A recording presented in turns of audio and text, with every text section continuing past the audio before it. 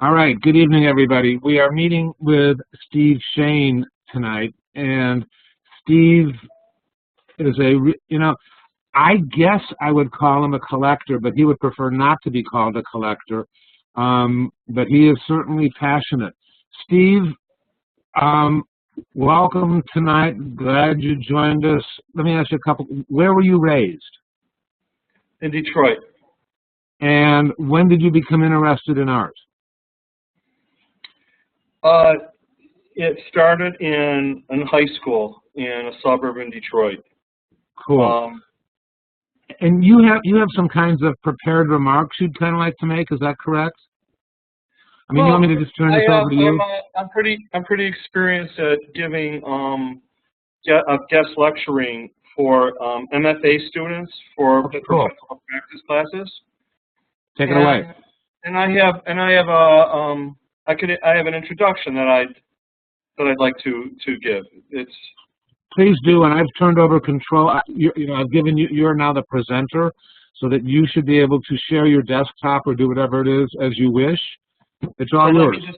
Does everyone see this right now? Not yet. Okay. It's frequently there's a moment's lag, but I should be able to see it by now.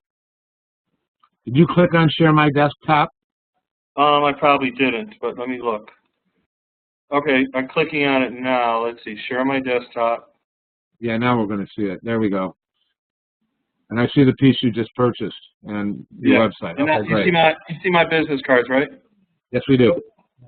Okay. So your question was a good one. The first one is where was I raised? Because it all starts there in high school. In 11th grade, I was put into 12th grade English, and then in 12th grade, I was assigned a class called Humanities. And basically, I would say this class and the teacher was one of the most important things that ever happened in my life. It was a class that changed the way I looked at the world. It was a class that was about art history, music, dance, theater, film. And the teacher passed out a list of artists, and each student was supposed to choose one artist to make a class-long presentation. And I didn't hear of any of the artists on the list, and the teacher, named Nancy Updegraff, chose Salvador Dali for me. And I went to the library. I never heard of Salvador Dali. I never heard of Surrealism. I never heard of Impressionism. I never heard of Cubism. I never heard of anything. And I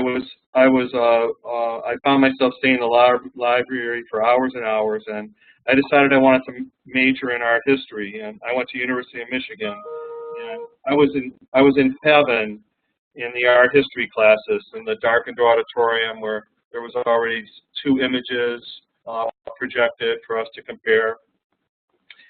And then I went to New York City when I was around 20 years old by myself as a young adult without my parents.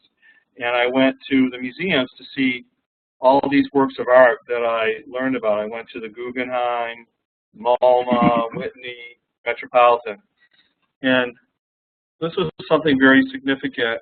I found myself, after enjoying the museums, going to the gift shops and finding the vendors outside the museum selling reproduction posters and postcards. And I decided I had to take home some of this love of art. And I started buying the postcards of the pieces I liked and reproduction posters. And you know when you're an undergrad and grad school, you live in a lot of apartments. And I always had a portfolio filled with these posters, and I always had to plaster my walls with this art. And maybe I'll jump here now. And it's actually, I do the same thing now. I live with this is the room I'm in right now. Can everyone see this? I can. I'm assuming others can. Okay. Maybe they can nod their heads if they can. You can do that. Can you see other people? I'd have to get out of the screen to see. All right, I can see us. I'm looking at Andrea. Can you see Andrea?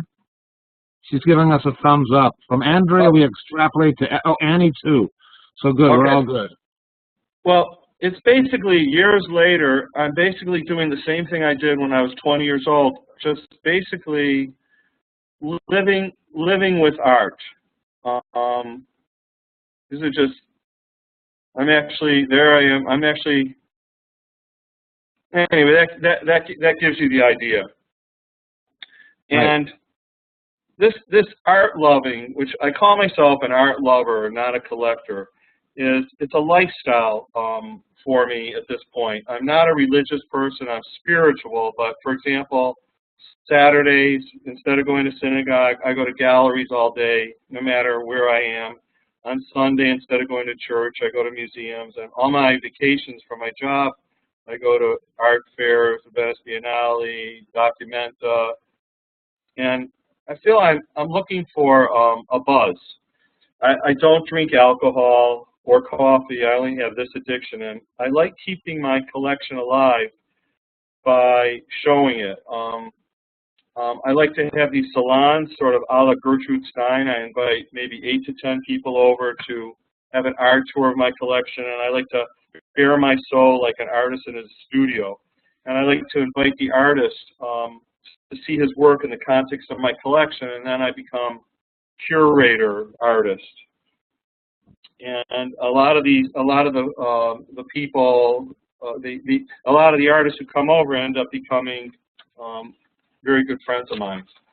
And actually, something related to what Dick Solomon was saying, I would say my most fulfilling moments are when an art dealer happens to be at one of my art tours and they discover an artist in my collection and ask me for a phone number and email, and that's one of the biggest thrills I have, is when the artist gets a show at a gallery because the dealer discovered the artist in my collection. I think that's pretty cool when that happens. You know, I mean, I've seen it. I've had, you know, like I go see somebody's house, they bought 5, 6, 7, whatever works of art from me, and then all of a sudden there's something else. I said, who's that? That's really nice. You know, and sometimes I go and they go, so and so, I got it from this other gallery, and sometimes it's somebody that's, you know, totally unrepresented. I mean, I think having, you know, collectors being enthusiastic about an artist's work can be a really healthy thing.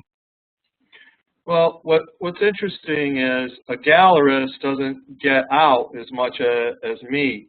And I know when I'm in New York or any other city, LA, London, a lot of the dealers say, so what did you see good today at the galleries? And I like sharing my discoveries with people. And like Paul was saying, I don't like the word collector. To me, anyone with a wallet can be a collector. I don't like the connotation. I like the word art lover, or I almost rather be called a contemporary art historian, because this collection is just a side effect of my passion. And I'm also, I'm going to get to the next subject. I'm also interested in Broadway. I'm an investor, co-producer for Broadway shows. I don't know if you knew that, Paul. No. And I don't know if the audience has heard of Stephen Sondheim. I'm sure they have, or the Broadway show Gypsy. But Yep. there's a song that really rings true to me, and I can almost, it sort of happened by accident, but there's a song called Gotta Have a Gimmick. It's the strippers in the burlesque house each had a gimmick so they could be known and recognized. And it seems like I found just by accident my gimmick. I make these. This is where my creativity comes out. I make these business cards, and they're all lenticular. And when you move them, I hope everyone could see this. When you move the card, they do this, and they're often have a sense of humor, like this one. I could just scream that Munk's scream was stolen. This one, this Warhol, go ahead, make my day. This is a Cindy Sherman, I break for artists. Meet you at the Guggenheim in 15 minutes. Get off your ass. We're going to the Whitney now. This one, you had me at hello. I could just jump up and down for art. This one, want to come down and see my etchings. It's Richard Prince. Don't pee on the fountain. This is Marcel Duchamp. And anyway, I've become, it's my gimmick, and people are always asking me for my new cards, and it's fun going around to the art fairs, passing out my business cards. And then this lecturing, I have a large collection now, and I needed to organize it. And by organizing it, I realized that subconsciously I have some themes, some threads. It seems like I've been curating, and I didn't know it until I first started lecturing in 1994, where a museum borrowed 15 pieces from my collection. They asked me to give a talk, and some of the themes are really fun. One is sense of humor, another is art about art, photography of invention, seduction meets repulsion is a major one. Down and dirty painting, painting without paint, dysfunctional family, bad boy, and I now have bad girl. And I could now show you some of the pieces if you'd like. If you don't, unless you want to ask me a question, I would like to show you some of the pieces I've acquired and some stories about them and how they fit in my collection. Did you have a question before I start doing that? I don't see anybody with hands raised. If somebody wants to fire up a hand real quick, we'll take the question, but I don't see it yet at the moment. Okay. Go ahead, Steve. Okay, no problem. So, let's see. Let me ask you this. I got a question. I mean, many collectors who buy art from galleries don't buy art from student exhibitions or artists who do not have galleries. What's your opinion about that? What do you do? I know. Well, you know, over the years, I just started going to studio. I mean, I do it all. I don't have any rules, and I buy this. My collection is formed singly, so I don't have anyone vetoing anything. But I'm invited to do crits at schools. I'm from Detroit, so I go to Cranbrook and do crits. I've been to Rutgers. It just so happens when I was just in Chicago I think it was a week ago, an artist who is in my collection recommended that I go see that BFA show, and actually I'll go show that. But I think people go to studios too. I don't think they just do one thing. I buy also from benefit auctions. I wanted to say, like, this piece is one of the prime examples of my art about art and sense of humor and seduction meets repulsion.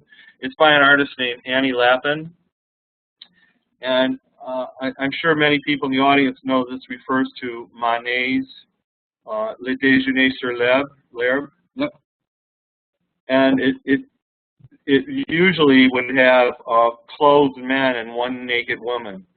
So this female artist has taken out the clothed men, and she sort of George Condoized the face. So this is one of the things that appeals to me. As long as you were mentioning, I'm always most excited. People ask me what's my favorite piece, and it's always my latest acquisition. So, are a lot of the people in the audience here from Chicago? I would say probably 25%. Okay. So anyway, I walk into this. Let me see if I can make it bigger. To the BFA thesis show at the School of the Art Institute of Chicago, and I mean, I sort of disagreed with what you guys were talking about. I often have love at first sight with a piece. Okay. There's some examples where not, but I couldn't stop looking at this piece. And what was really fun is by each artist's work, there was a card with the email, cell phone, and the name. And I called her immediately and had a conversation with her, and I asked her had she heard of Bruce Conner, because this makes me think of Bruce Conner's assemblages. I sort of call it Bruce Conner meets George O'Keeffe. And Okay. and 2 weeks later, the piece is in my living room. Here it is installed. So, I mean, for me, that's exciting when I discover a new artist or a new gallery. Another, let's see, where should I go? I send out these newsletters when I discover a new artist, and the piece before this piece, her name was Heather Piper, was this artist. And when I get all excited, I have an email list of around 800 people. I know, Paul, I think yours is thousands, right? Yeah. But you know most of your people. I don't know most of my people. Yeah, I was just going to say that. I know, you know, I selectively put them on the email list. Sometimes people ask me to be put on it. So I don't know if anyone's from New York in the audience, but the place that I love to go now is Bushwick. There's Bushwick, Brooklyn, where many artist studios are, and there's all these young dealers have these galleries, and I walked into this gallery called Storefront Bushwick, and I found this painting. Here's another one by the artist. Another process I'm interested in is, another theme is process. So the reason this piece seduced me was the process and the texture. This artist stretches burlap and then puts the stretched burlap upside down on two paint cans, and he applies the paint from the reverse, and the end result is the paint that seeps through. So this sort of thing engages me. And he's having his first one-person show in San Francisco. One thing that I'm proud of is that many of my acquisitions are first sales for the artist. It's just happened to happen, but I've been told by artists that I was the first person to ever buy a piece from them, and that I'm proud of that, actually. That's a beautiful thing. Yeah, I think so.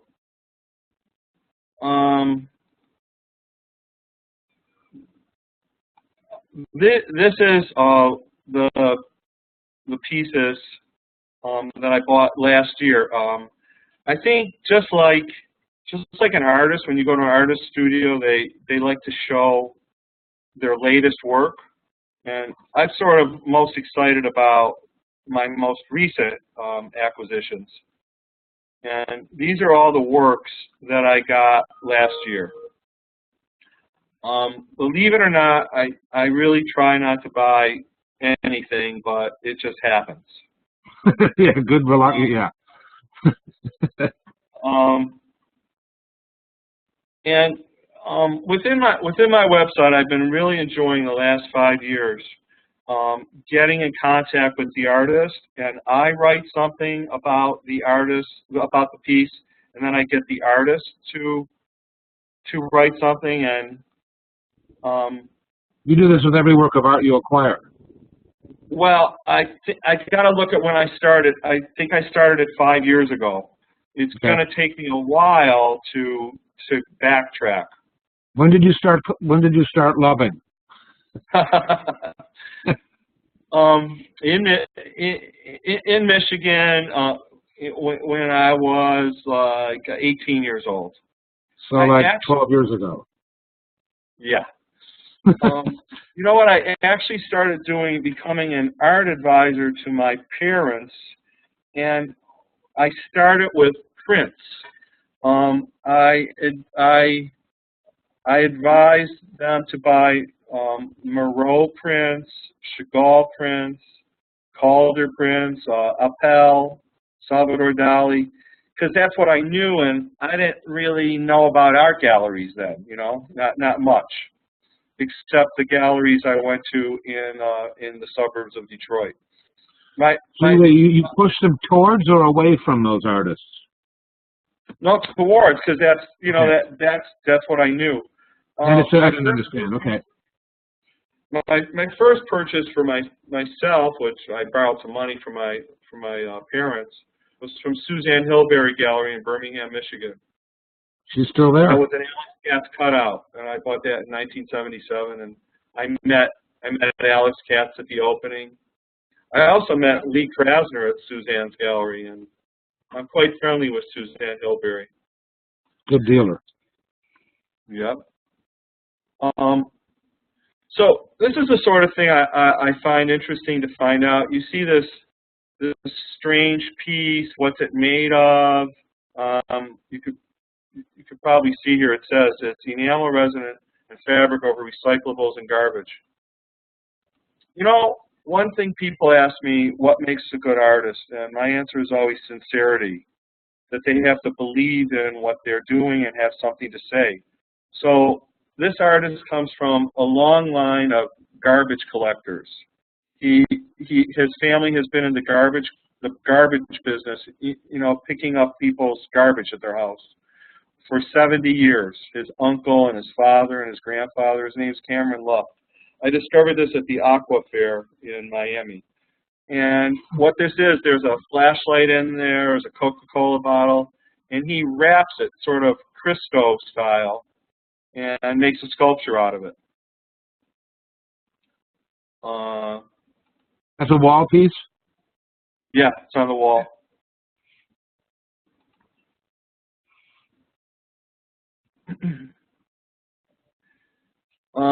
This artist, most of my photography is photography of invention, and this artist, a British artist, made a self-portrait. He found a couch that someone was throwing away, a Chesterfield couch, which is a very masculine couch that would be like in a hunting lodge or a golf club, and he tore it apart, and he's wearing it here. He's wearing a torn apart couch. And it almost looks like an old master's painting. True. Let me ask you some questions, Steve. Sure. When you purchase a work of art, do you have a sense of where it's going to go in your home? No, because there's no room. But that doesn't slow you down. Well, I try to, you know, let's say I go in a show, and nowadays paintings are pretty big and photos are pretty big. I would often say, are there any smaller works in the back room? Okay. My parents have a large home, and I've been installing large works there.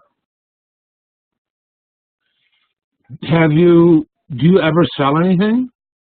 Or do you ever de-accession anything? Yeah, I donate to museums. I'm from Detroit. I've donated to Detroit Institute of Art. I've donated to the Newark Museum. I have a friend who buys art for the Cleveland Clinic, and I've donated pieces there. I've donated to the Whitney. Are you the one who's initiating the donation, or both? The museum sometimes comes to you. Let me think. I would say I've initiated them all. Okay. Do you feel like when typically you're donating things because, well, tell me, no, let's turn it around. Why are you giving away these pieces? I mean, it's basically to be a nice guy plus to make room. Okay, and typically the artist benefits from this happening? I think every artist benefits from being in a museum collection. Okay, I think so. Yeah. You know, I was talking about. Sorry. Go ahead. I got more questions. Just go ahead, though. I'll Okay, interrupt go you in a ahead. moment. You're the leader. We can be co-leaders.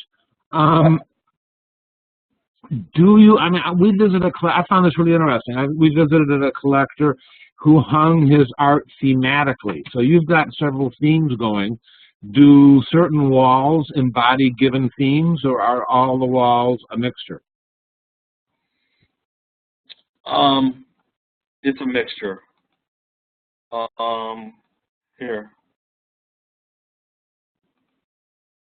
I'll show you like a major wall here. This wall. When you get a new work of art, does it often necessitate rehanging other works of art? Oh yeah. I mean, it could take like that Annie Lappin piece. Let me see if I have a better view. Anyway, this Annie Lappin, the one I showed you, Right. it took around. Actually, I usually don't have installers, but you're only seeing part of this 1/3 of this wall. But this is relatively big scale for my collection, so I think there were 2 installers, and it took around 3 or 4 hours, and I shipped 2 pieces to my parents' house to make room for this piece. Have you lent art to anybody else besides your parents? Yeah, I have a best friend. He's been my friend since 1987. Who he has 30 works in his apartment that he chose. That's nice. And he I have actually people I've lent art to because I couldn't accommodate it in my house, and I haven't spoken to them in 6 or 7 years. Oh boy. Yeah, I know. Yeah. And then they moved, and you know, it was really fascinating. Our house was featured in an advertisement for a house magazine, and I was going through the magazine, and I was like, whoa, that's my art. And I saw my art in their new house. So I know it's still in good shape, but I'm getting the feeling they think it's theirs. Well, that's interesting. Luckily, this person is my best friend since 1987, and he just threw me a birthday party in his apartment, and we had 30 people over, and that was fun. It was fun for people to see that part of my collection who hadn't seen it. Sure. You know what I'm looking for here. A lot of people ask me, do I have anything in storage? Yeah, I was getting there. Okay, oh good, I found the picture. So one of the bedrooms in my house in New Jersey, I converted to a storage room, and it's like a triple-decker storage. But I don't call this exact storage, like it's not off-site. And actually, if I would stand outside the door and look in, I could actually see each piece. Right. But I mean, that's my storage, and it's now gone into the basement too. So most of your travel involves art, right? Yeah. Do you ever travel for part of your work? Well, I was in Chicago for a conference, but I combined it with art. Okay. I'm not gonna go to some city and not go to the galleries and art museums there. Understood. And how many art fairs a year do you go to? How many art fairs a year do you go to outside New York? Oh boy. So let me just look at last year, since we're sort of at the beginning of this year. I went to the Brussels Art Fair. I went to Cologne Art Fair. I went to Basel, Switzerland. I went to Miami. I went to the Chicago Art Fair. I think it was called Expo. Yeah, Expo Chicago. Yeah. So you sound like you fit Leo Castelli's definition of an art collector. His definition of an art collector is someone who spends more time buying art than earning money to pay for it.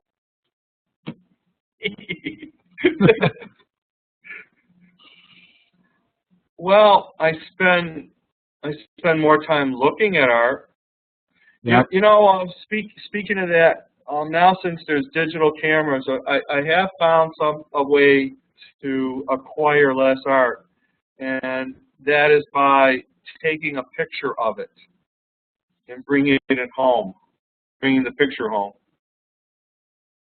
If that fits in the conversation. Okay, cool. What? What I want to tell you, I want to tell you one thing about one of my acquisitions. It's a Chicago artist, and it's sort of what you were talking about with Dick, how maybe one thing leads to another sort of thing. Sure. Now, I don't know if you ever heard of this artist. His name is Ali Watt. It's these 4 pieces. I remember his show at the Hyde Park Art Center years ago. You did what? I remember he had a show in Chicago years ago. Okay.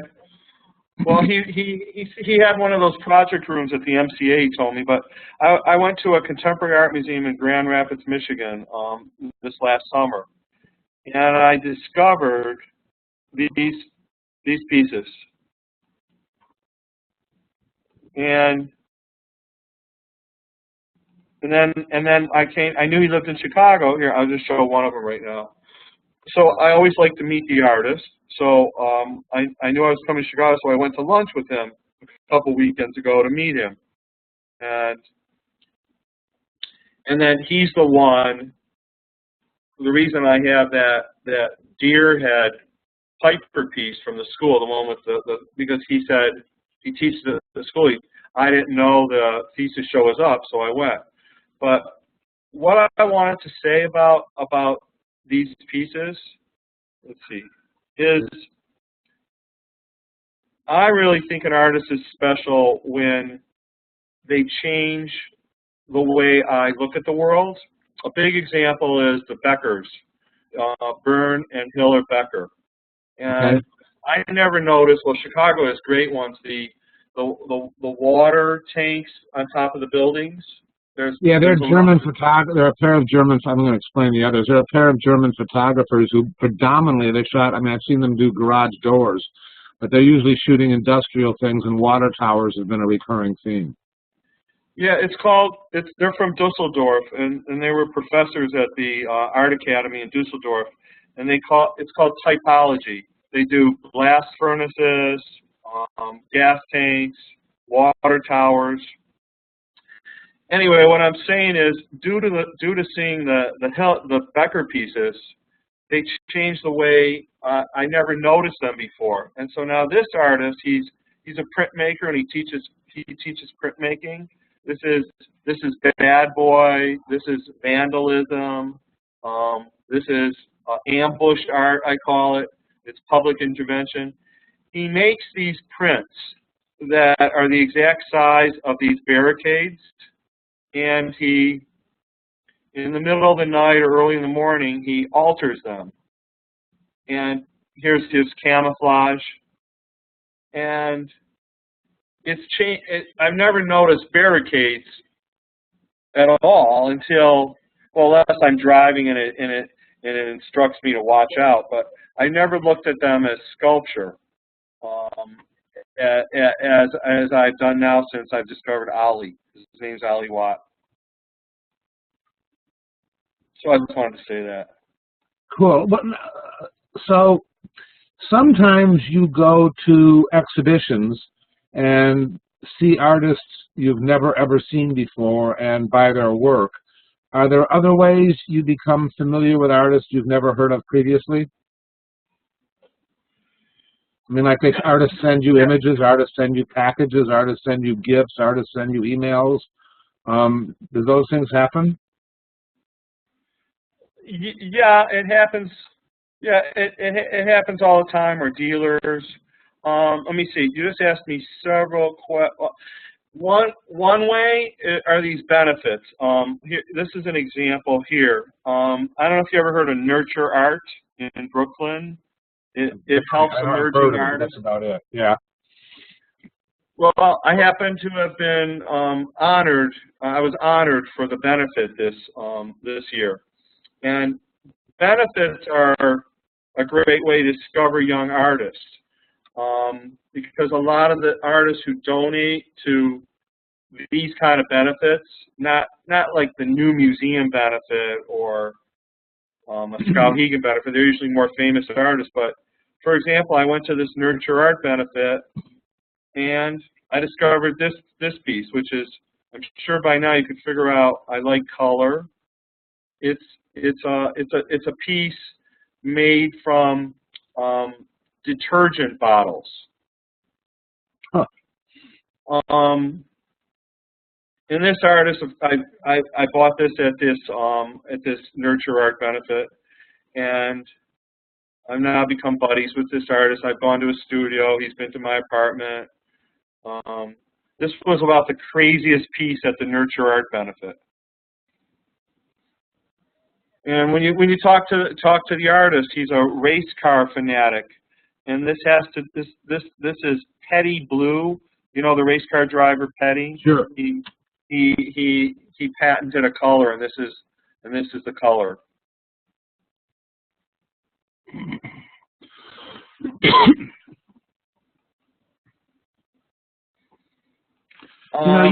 You're alluding to a fair number of art historical references in these things, like Arta Povera. I mean, did you study? Oh, you have a John Steziker. He's a good artist. I remember his shows. And you had, who did I like a moment ago that you were just looking at? Don Doe. Oh yeah. Did you study art history? Yeah, I thought I said that in my introduction. At University of Michigan, I took 3 courses: prehistoric to Renaissance, Renaissance to present, and 20th century art history. And then I'm self-taught after that. Yeah, you know, Paul, that brings up something. I'm very much interested in artists who build upon art history. I have tried outsider art, going to outsider art fair, and I'm not that much interested in outsider artists. Okay. Although it happens sometimes that an artist is an outsider artist, like I found out that Gunnar, he never went to art school, nor did he study art history. But I definitely, that's my theme, art about art. I mean, for example, I think in a moment. Let's invite some people to ask some questions, and you keep going, and they'll start raising their hands, I hope. You know, it's like talk about art history or knowing about art history, but this is just about cultural history too. This piece, I discovered him at the Lista Art Fair in Basel. That's the satellite art fair in Basel, Switzerland, during Big Basel Fair, where it's young dealers. And right. I discovered this artist there, and I just think this is hilarious plus brilliant. It's I say it's Balthus meets Busby Berkeley, with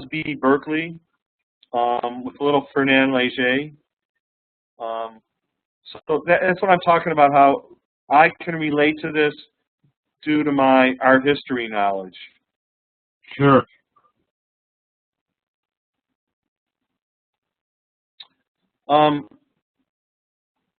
This, you know, I think, well, I've almost seen it all, and maybe I should be jaded by now, but this is one of the most exciting acquisitions last year. I discovered him at a gallery called Winkleman Gallery. I don't know if you know Ed Winkleman. Ed's done a webinar with us. I think he's a remarkable art dealer. And if you guys haven't listened to the recording of the Ed Winkleman webinar, I recommend it highly. Oh, great. So anyway, look at this strange, weird piece. This completely seduced me. And I never heard of this process. It's a 3D printer. And it's 40 runs through a 3D printer. And this artist named, I like his name. Well, his name is Shane Hope. Also, I hope the audience knows my name isn't Shane, it's Steve Shane. Anyway, he designs his own software, and he makes a 3D printer, and these are the sort of things that come out of this 3D printer. This was one of my most exciting discoveries last year. 3D lithography is really interesting. I think to take some questions, Steve, we should stop sharing the screen because sometimes that prohibits people from raising their hands. I'm not positive. So what do I do? I'm not sure. Let's see. Okay, I'll figure it out. Wait, don't. I'm doing it. All right. I got it back. Okay, now, can those of you who want to ask questions, raise your hands, please. We stunned them. There'll be questions in a moment. Is everyone sleeping? I kind of doubt it. Well, you've been going for how long? Boy, 3 hours, right? No, an hour and a half. And you were doing something else earlier. All right, so if you guys have questions, raise your hands. I want to know about that. So has your acquisition appetite slowed down? I mean, what's going to happen? You're running out of space, Steve.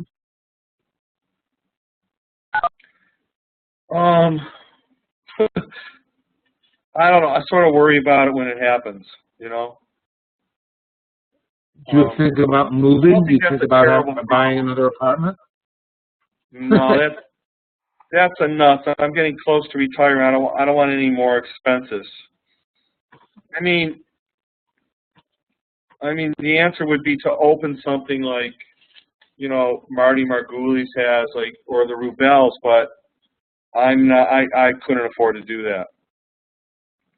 Marty did a webinar with us a week or two ago. That was pretty interesting.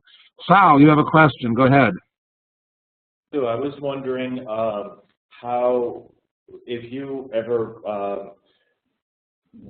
visit or look at the work of artists that contact you. I had never really thought of doing that, but I was at a very interesting panel review at the Palm Springs Photo Festival a few years ago that had a panel discussion of collectors, which was almost, I think, the first time that a panel discussion of collectors had been sort of publicly done.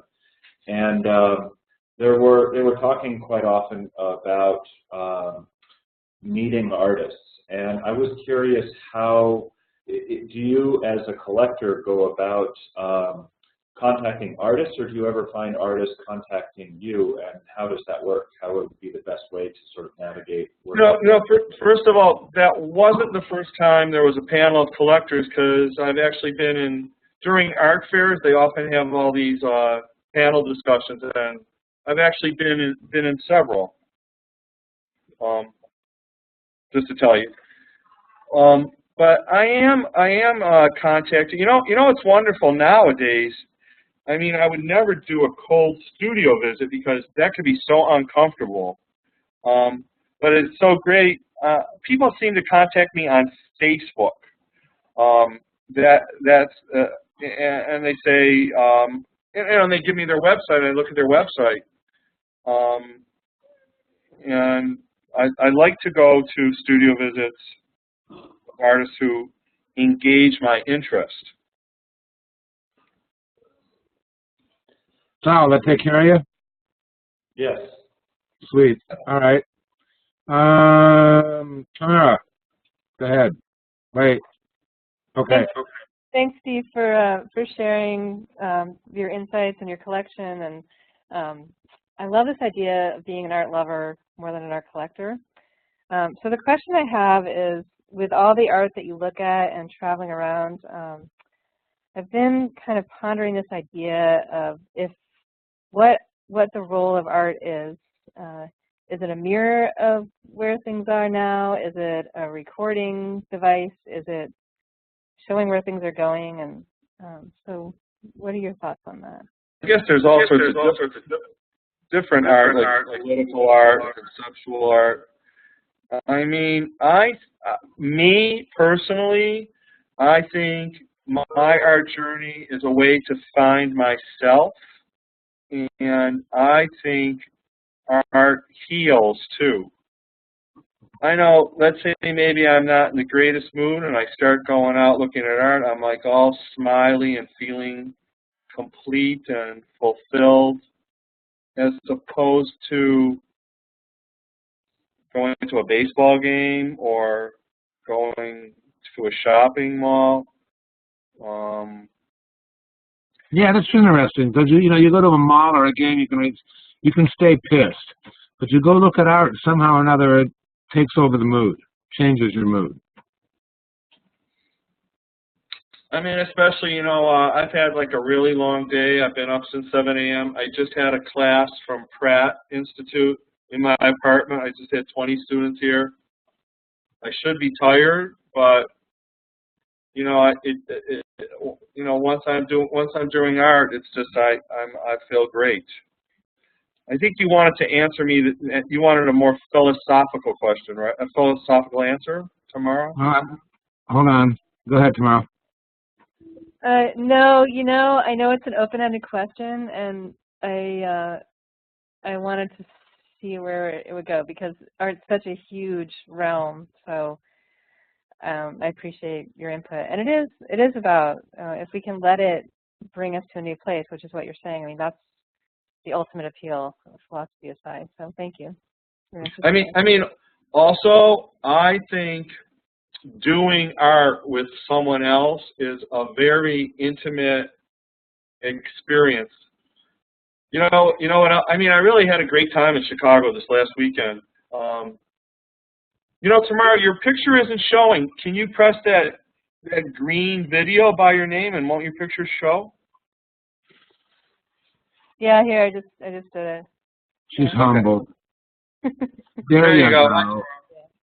I'd rather see you. Yeah, me too. You know what's really interesting? Gifts. I get lots of gifts, but there's this video when you Google me. There's a video of me going through my art collection through this art newspaper, which I'm not bragging, but they got the most hits they ever did on any video, and it's amazing. People come up to me and say, I watched that video. Anyway, this artist in Chicago, this glass artist in Chicago, Facebooked me, and he said he's so inspired by my art loving that he'd like to send me a gift, which a complete stranger, an artist, sending me a gift. And I don't really collect glass because it could break, but he sent me the most beautiful piece of blown glass. And I've been wanting to meet him, and he lives in Chicago. And so he's a complete stranger. We've emailed, we've talked, but we went to galleries all day and out to lunch, and there's no better way of finding out what a person's like by looking at art together. Unless they say inane things like, I like this, I don't like that. I always teach people not to do that. We're not in Bloomingdale's looking at sweaters. But I had a great experience with a perfect stranger, and it was an intimate experience. We really got to know each other. I'm not sure what question that's answering, but I think that's part of your question. Doesn't matter. Thank you. Steve Grossman, go ahead. Hey, Steve, I just wonder if you ever open your collection up to people to see. People that aren't your friends or... No, I've been asked to do that, like for the I see you have the Vermeer, Woman with Pearl. My 12-year-old son made that some years ago. That's cool. I like to have small groups. Like I've been asked, we have the Armory Fair here, and I've been asked to open up my home, but I don't find, and then hordes of people come in and out. First of all, I wouldn't want that many people messing up my place, but I like it to be more intimate. But I like I said before, I love having people over. And I've been doing this lecturing for the MFA students, the professional practices classes. It's even field trips from Brown University, from Philadelphia, from SCAD. But lately I've been saying, why don't the students come to my apartment? So those are strangers, and it's sometimes 20 people. But I actually love having these young people in my apartment and looking at the art and making comments, and I keep on. I think this was Pratt's sixth semester coming over here. So strangers do come in, yes. So does that mean Steve has to sign up to go to Pratt to come over to your house? Oh, he seems like a nice guy. Where do you live, Steve? In New Haven, Connecticut. Oh. You know, I feel like we've met, so I'd be glad to show you my collection. That's great. I was trying to be polite, but I was selfishly wanting to see your collection. So. I thought I got that. Jenny, let me see. Hold on. Jenny, go ahead. Hey, Steve. Can you hear me okay? Here, you just Hello? don't see you. You don't see me. Oh, now I do. Okay. Well, I just want to thank you. I feel like your voice is really authentic, and that I feel like you have really that your collection and your time here with us have been very personal. It really means a lot to me. Are you an artist? Yeah, I am. I'm wondering, I feel like I have never met anyone like you before, and I'm wondering if, I don't know quite how to put this, but are you lonely? No, not at all. You don't feel like you're alone in the amount that you really care about and love art? You feel like you can find other people that, you know, I mean, I just feel like I've never had anyone talk about art this way. I often feel like maybe no one values art, and I feel like you're not like that. Where do you live, Jenny? I live in Central Florida. Yeah. I'm not lonely. I have lots of friends, and I have lots of people to do art with, because most of my friends are artists or dealers or collectors. What you might be alluding to is it's really tough to find a partner who wants to do as much art as I do, because I don't get burnt out. Like, I basically want to start at 10 a.m. and just and keep going and not eat lunch too long. So yeah, I think that answers your question. Yeah, it wasn't exactly a question. It was more just wanting to let you know that I really enjoyed getting to know you a little bit. That's very kind of you. Thank you. Barry, do you have a question? It's evident, Steve, that you travel all over the world, so I don't know how important it is, but did you choose to live in New York for your love of art or Yeah. job or theater? Or is it important that you're in New York, I guess is what I'm after. Yeah, I chose it specifically because of art, yeah. Because I think it's the best city. Second is London. You know, it's really funny. I was just in Chicago, and the week before I was in LA. And Jenny, talk about lonely. Well, I was with someone going around to the galleries. I would say 99%, and I did a whole day of galleries on a Tuesday in LA and a whole day of galleries on a Saturday in LA. And I would say every single gallery I went into, my friend and I were the only one in that gallery. And in Chicago, I would say every gallery I went to, I think we went to 15 or 16, we were the only ones in the gallery, and that was on a Saturday. So that was sort of lonely and sad, I thought. And I mean, when I go around to the galleries, my apartment's right here in Chelsea. I mean, it's hordes and hordes of people. Is Bushwick, is the Bogart Salon reopened in Bushwick?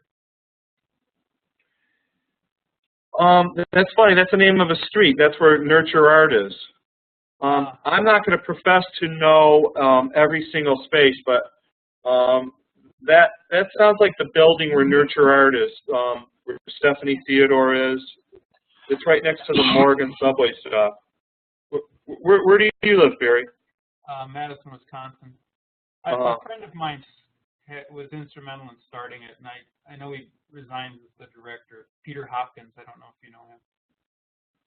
But, it's funny, I know I have an artist in my collection named Peter Hopkins. Okay. Is it an objective piece, kind of reflective materials? Yeah, it's actually, he showed it. I can't go to my website now, can I? I think I could turn back. I think he lives in Connecticut. Yeah, he lives in Stamford, Connecticut. Yeah, it's a whole combination. It's almost like waste products, and he also did some work with perfume. Right. Is that him? Yeah, that's him. Small world, huh?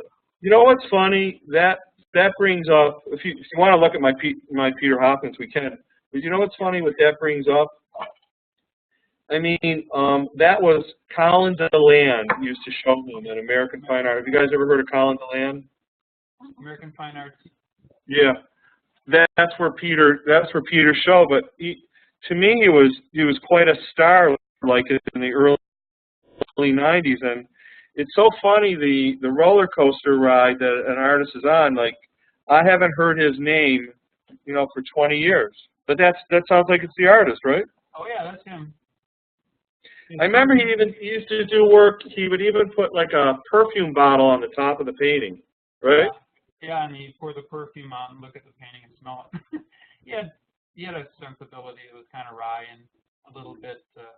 He would never declare what fluids he was using to make his paintings. I was always suspect. But it's interesting you should mention him. But that's one of the things. I think most of the audience is artists, right? Yes, all of them. Yeah, all of them. It's so sad then when a dealer closes or dies. Sometimes it could be this demise of the artist's career. Boy, I was such a big fan of Peter Hopkins. I was very, very glad you mentioned him to me. Yeah, he's still around. He's a friend of mine. I think I've met him once.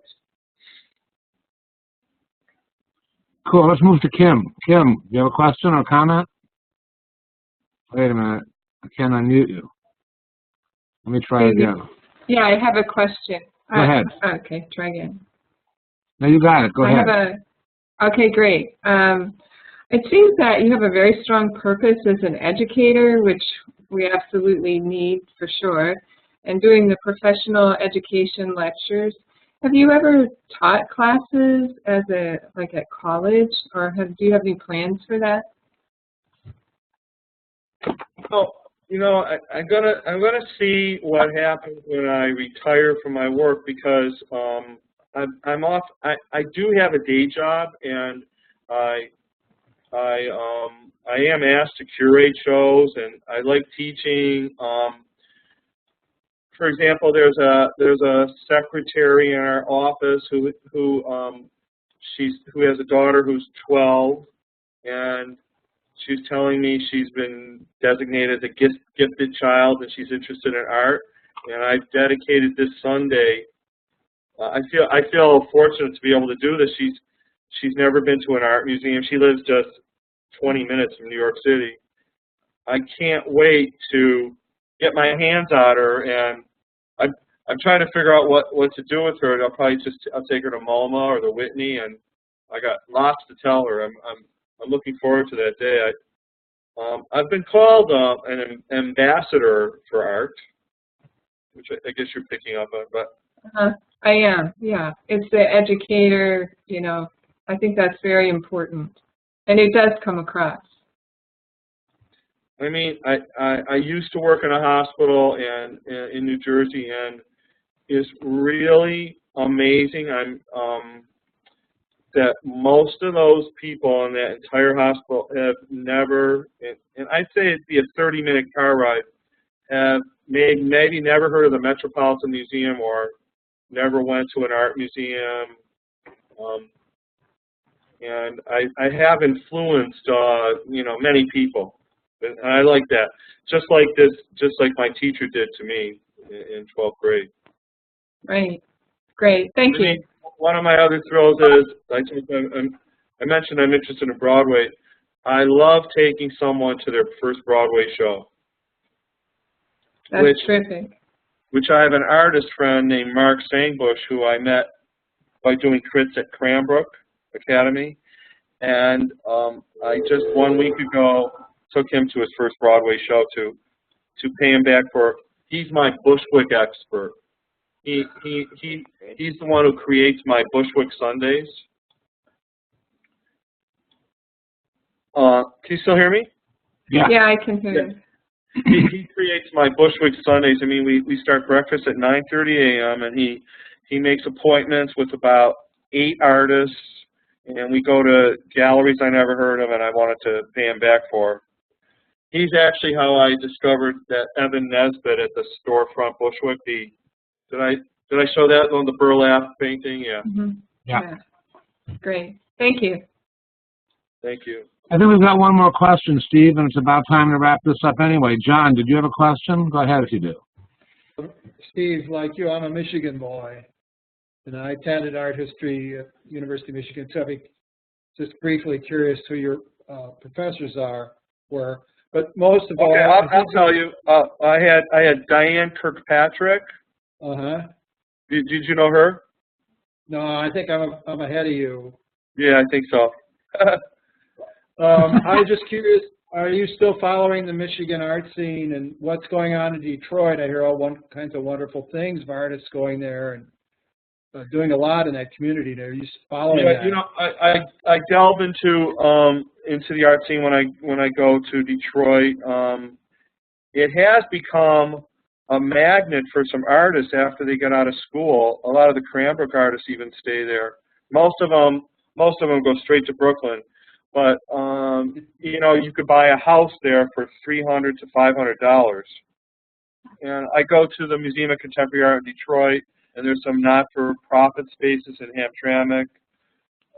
Unfortunately, one gallery just closed named Lemberg Gallery, but Suzanne Hilberry's still there. It's not much of a scene, but I try to find the scene wherever I go. It's kind of indigenous, and there's a lot of artists that are interacting with the community in Detroit, and I think that's pretty exciting. Paul, is it possible to show, regarding that question, I have a photograph that has to do with the Detroit. Is it possible for me to show that, or do you want to end right now? Whatever you wish. You want me to make you the presenter again? Can I get back on my website, or can I take you to an artist on my website and you show it? You got it. Yeah, I just turned control back over to you. Go ahead. Okay. So let's see. You have to share your desktop first, or not necessarily, but you have to do it ultimately. Share my desktop. Okay, like that. Yep. Okay, great. So sort of relates to that last question.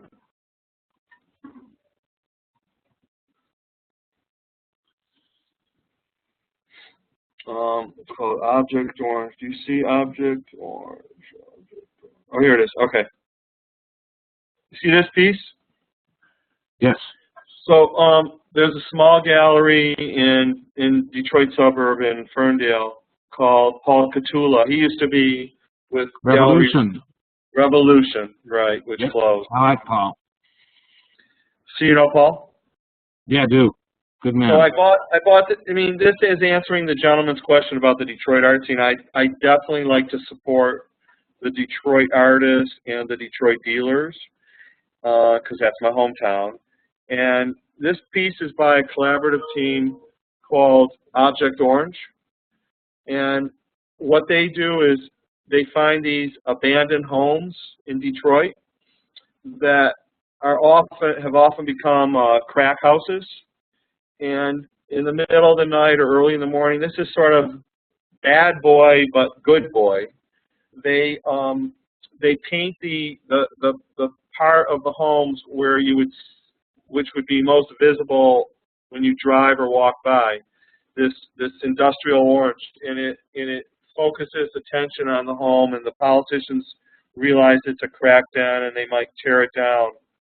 But this is my seduction meets repulsion, where it's really about what bad shape Detroit is in, but it also, to me, looks like a romantic painting.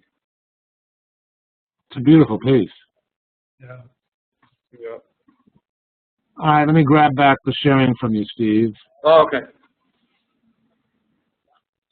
I think that's happening. All right, I think we could be done unless somebody else had another question. Oh, wait, I got to do this. Change role. Me. Okay. Does anybody have another question or comment before we wrap this up? John, we got. Kim, we got. I think we're good. Steve, I think this has been really generous of you, and it's clear that you are really generous and that your art is a passionate, but that how you share it and, you know, how you as an art lover multiply the effect of your art acquisitions, I think is particularly wonderful. Thank you for being with us tonight. Let me unmute everybody so we can have a lot of echo and everybody can say thank you. Thank you. We can have a lot of echo and everybody can say thank you.